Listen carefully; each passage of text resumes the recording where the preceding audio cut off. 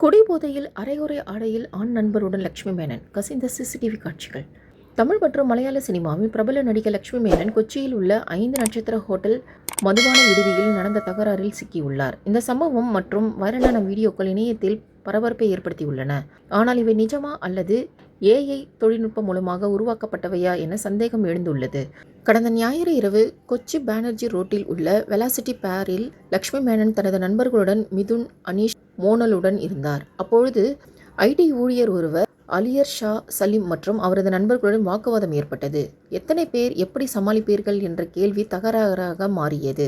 விடுதியை விட்டு வெளியேறிய பின் நடிகையின் குழு அலியரின் காரை எர்ணாகுளம் ரயில்வே ஓவர் பிரிட்ஜ் அருகே வழிமறித்து அவரை அடித்து கட்டி போட்டு பரவூரில் விட்டதாக புகார் ஒன்று அளித்துள்ளது. இதை சிசிடிவி காட்சிகள் உறுதி செய்துள்ளன. அலியரின் புகாரின்படி எர்ணாகுளம் நார்த் போலீஸ் கடத்தல், தவறான கட்டுப்பாடு, கொலை மிரட்டல் உள்ளிட்ட குற்ற வழக்கின் கீழ் வழக்கு பதிவு செய்துள்ளது.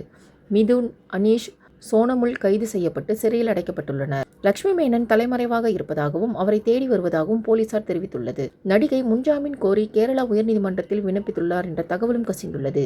இணையத்தில் வைரலான வீடியோக்களில் லட்சுமி மேனன் அரைகுறை ஆடையில் மது போதையில் ஆட்டம் போடுவதாகவும் தகராறில் ஈடுபட்டதாகவும் காட்சிகள் உள்ளன. ஆனால் இவை ஏஜிஏ டெக்னாலஜி மூலம்தான் சித்தரிக்கப்பட்டுள்ளது என்ற சந்தேகமும் எழுந்துள்ளது. ஏனெனில் காட்சிகளில் தெளிவாக இல்லை எனவும் கூறப்படுகிறது. முன்பு நடிகையின் பெயரில் வெளியான ஃபேக் வீடியோ அவரது திரைப்பட வாழ்க்கையை பாதித்தது.